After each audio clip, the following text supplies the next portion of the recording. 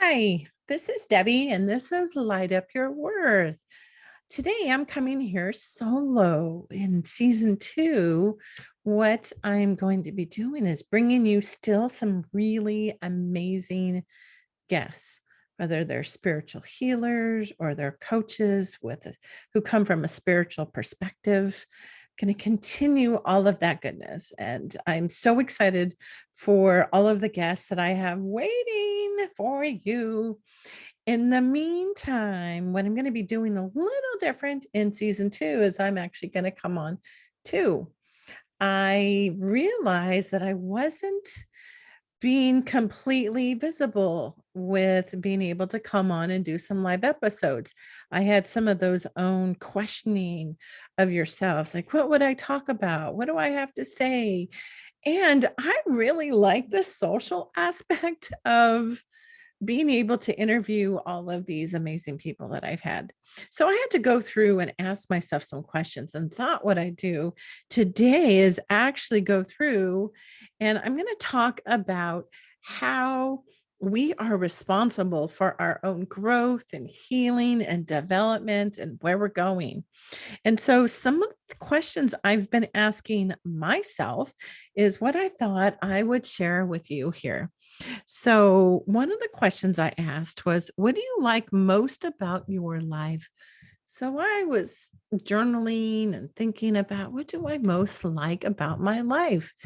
And, when you stop and pause and really find yourself in gratitude about what do you really just love, what really fills you up. And I started thinking about my dog Lily, who you hear in the videos. I think about some of my really, really good friends, whether I've known them for a week or I've known them for 40 odd years. I have friends that I've had that long in my life, thankfully, to some based upon my social media connection or people I grew up with from middle school, high school, through my college years, through my corporate time.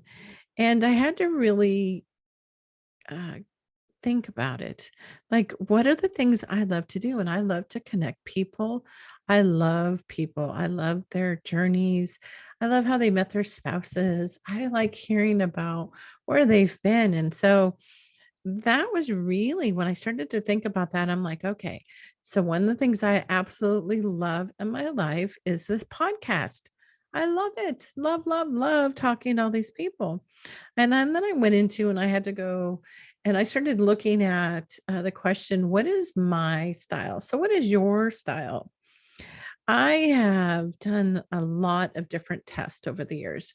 So, I want to make sure that I get them right. So, I'm going to look at my notes.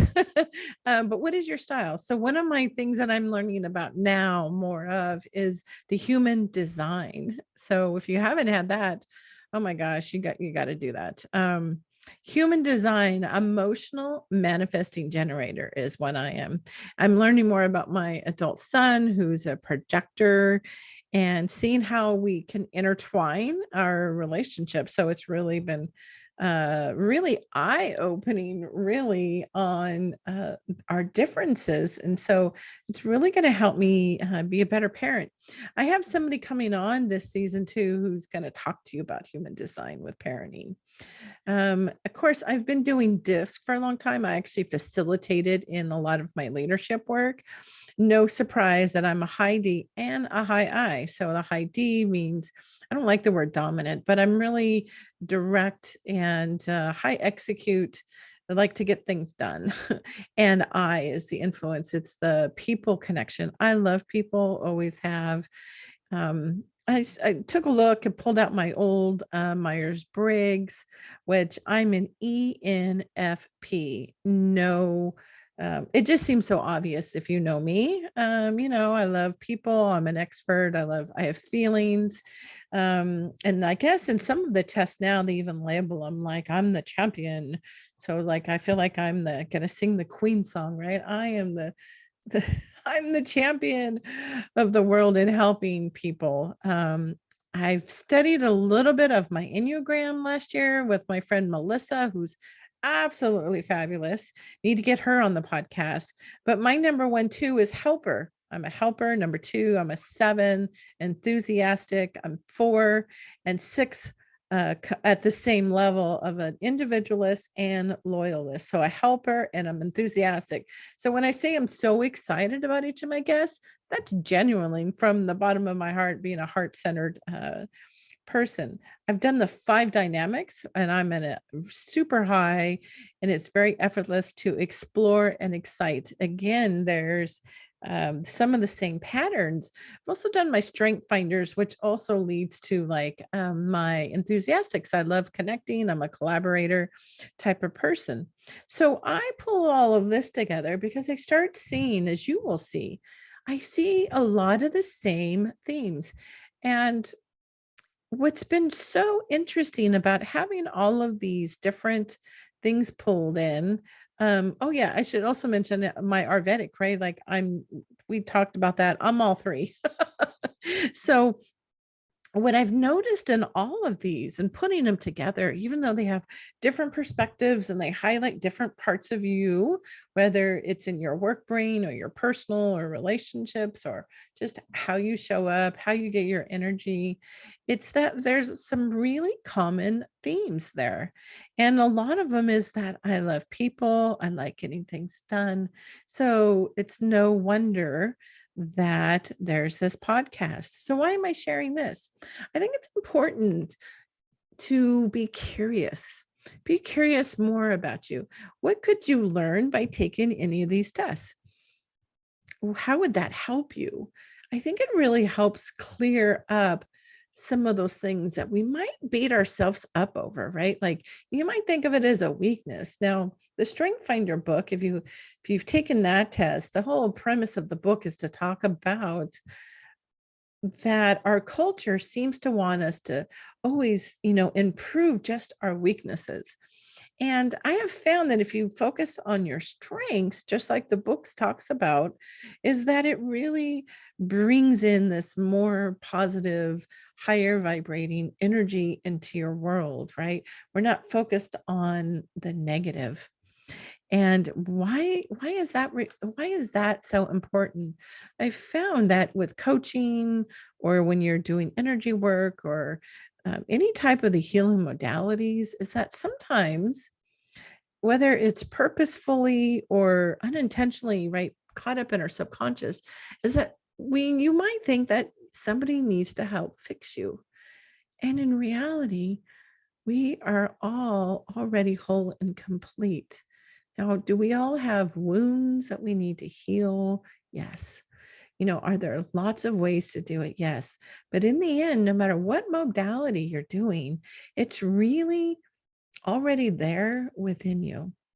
Now, learning the different tools, different modalities, different questions can help us bring it out so that we can, you know, improve ourselves. We can stop some of the pain, stop some of the situations. We can correct our stories in our mind, but really taking a look at how am I responsible for the life that I want? And so sometimes we have to sit through and think about how would you describe your ideal life?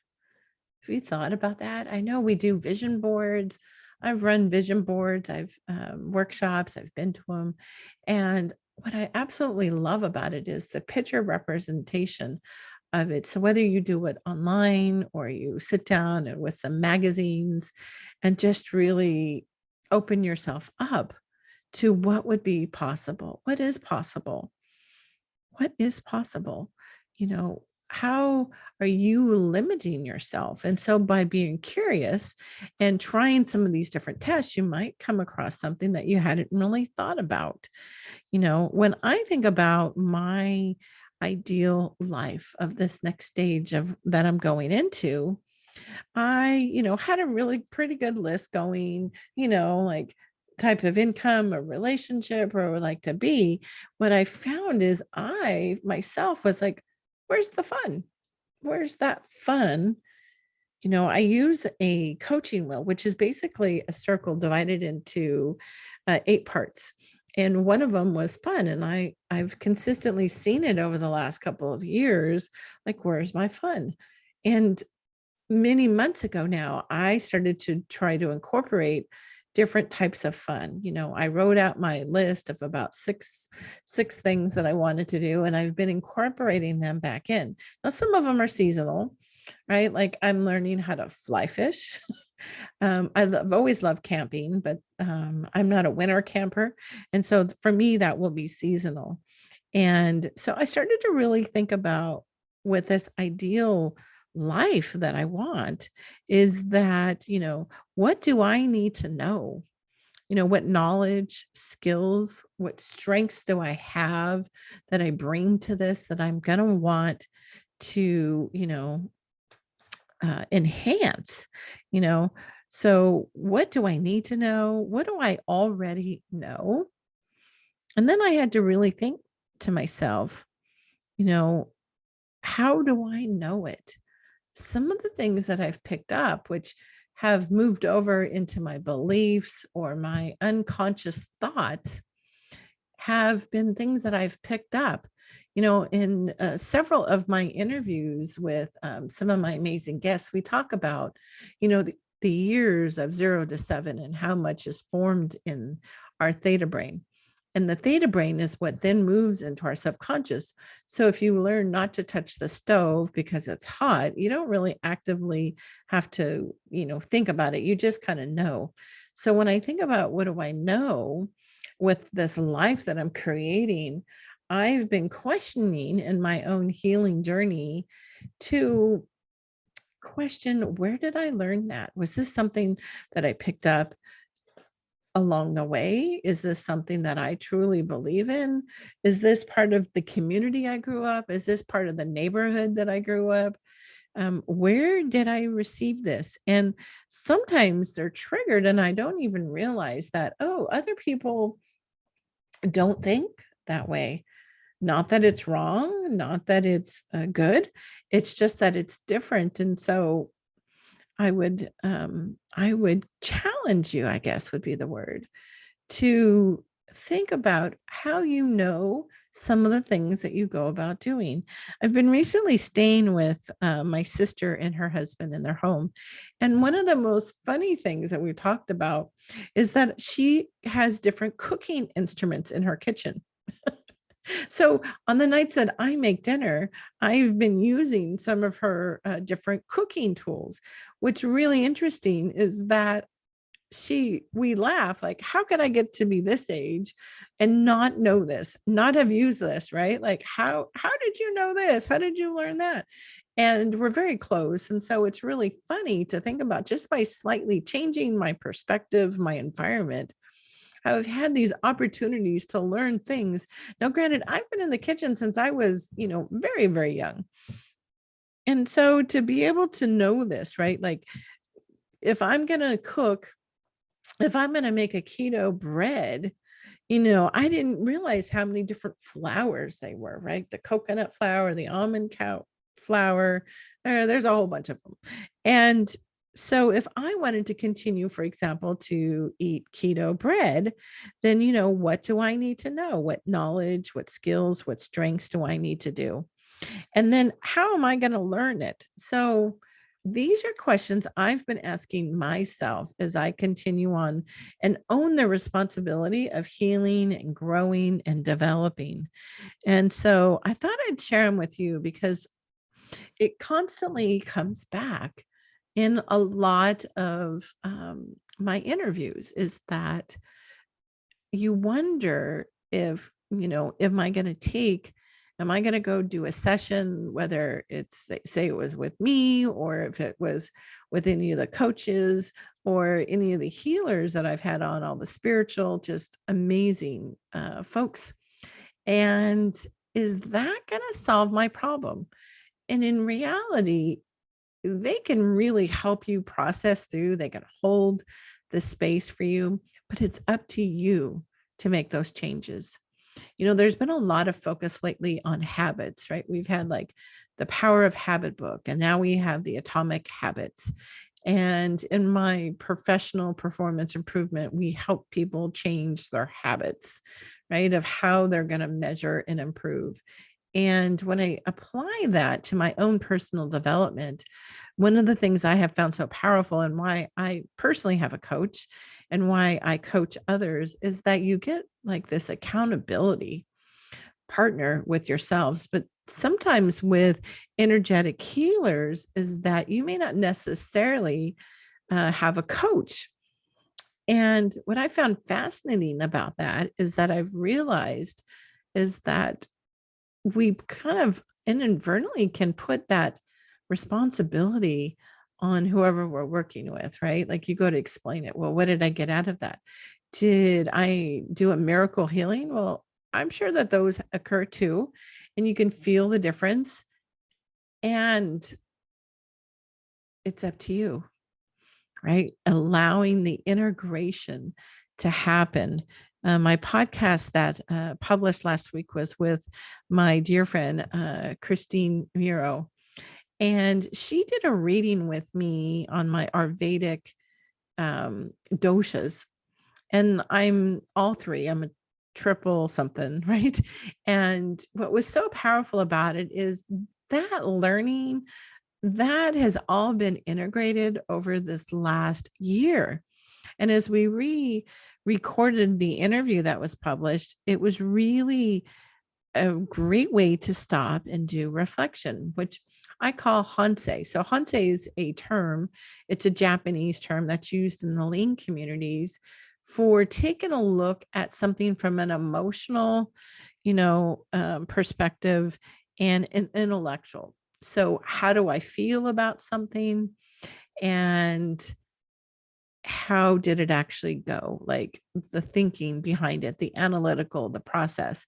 And so when I think about like, how have I really participated in my own growth? Or have I learned anything new that has to do with fun? Bringing it back to when I was taking a look at fun. So when am I going to learn? How am I going to do that? And what accountability am I going to put in there? And so as I expand out into learning like fly fishing and some photography and learning some different recipes, I'm planning basil this year, like 8 varieties of basil. What does all have to do with spirituality and coaching? You could say nothing, right? Like, oh, those are all just different opportunities to have fun. But I'm really coming from a different perspective of the knowledge and the skills and building upon strengths that I already have or an interest of being enthusiastic about learning in itself. So as you listen to these amazing guests, as you have your own sessions, as you try new things to help yourself in your own development, think about the responsibility and who are you putting that responsibility on to yourself, or are you putting it on to your coach or your energetic healer that you're working with,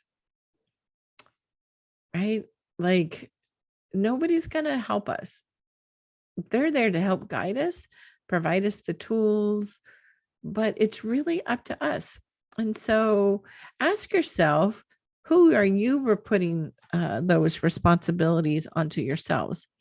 And then if you're not, maybe you're not working with anybody, maybe you're not looking to expand, which I'm thinking everybody here who's listening to the podcast is in that area. But what are the unintended consequences of not making a choice? Have you heard the expression, by not making a choice or a decision, you're actually making a choice? I know when I was young, I thought, well, what does that mean? Like, no, I didn't make a choice. But what happened is that actions, there was always another symptom that would come up. If you take a look at root causes of different things that would happen, different events that would happen in my life. And it was because I did not make a different choice. And so the choice was made for me. So the universe really saw it. Universe, God, creator saw that as my choice by not making a decision when I had the opportunities. And so, what is going to happen from unintended consequences from not making a choice? So if you're choosing, I am choosing to be happy, I am choosing to be healthy, I am choosing to love myself, I am choosing to be in a healthy body, I am choosing to have fun in my life, to have fun, to bring in new people, new experiences, and then share as many of them as I can on the podcast. So what are your unintended consequences of not making a choice? And I wanted to leave you with this in case you fall into this, because sometimes this happens and may not be in all areas of our lives. It could be in a specific area, with whether it's a food choice, maybe it's a career choice, a housing choice, a relationship choice. But when are you going to care more about yourself than others? When you get on an airplane, they tell you to put the oxygen on first. There's a reason for that. There's a reason why it's caught on, and a lot of people use the saying, you have to be able to take care of yourself. This doesn't mean you're going to go to the other end of the spectrum, right? And become the most selfish, self-absorbed person. It means the basics, really. The basics are kind of challenging. Are you allowing yourself enough sleep on a regular basis? Are you allowing yourself to have compassion for making your mistakes? Are you allowing yourself the opportunity to eat so that your body feels good? Or is it with supplements? Is it with movement or dance or walking or whatever activity brings you joy? Do you do that? Do you have a creative expression? Do you paint? Do you draw? Do you go outside and create some type of art? How does that all fall into your life for taking care of yourself, right? Being able to feel the joy. And then once we know what brings us joy, to continually bring it into our life. So that's what I wanted to share with you today. Maybe it's a little rambling. I'm not sure if you've gotten anything out of it. Let me know, right? Because I'm challenging myself to be more visible. And frankly, I thought it would be easier. I thought I was being visible, but what I've realized is that by not actually coming on the mic by myself, that I'm not. And I know I love the social component, but it's my commitment to my own growth is that I come on and just start exploring some of these ideas with you as we go through this amazing journey of life.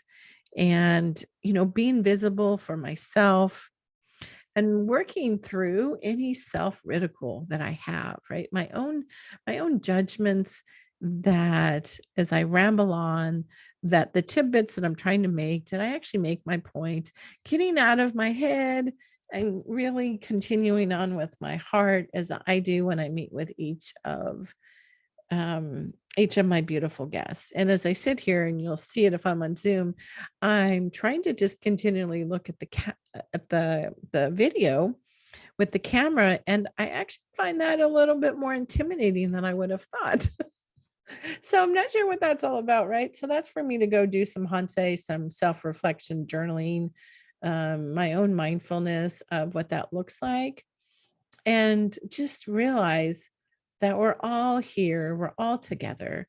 This is a heart-centered community to really learn and explore. And I want to send you off with sunshine and love and a big hug. And I'm so grateful that you're here. If you found any value, or there's something special that you've grasped, I would love to hear back as I step out, being vulnerable in a different way of adding value. So much love to you, and we'll see you soon.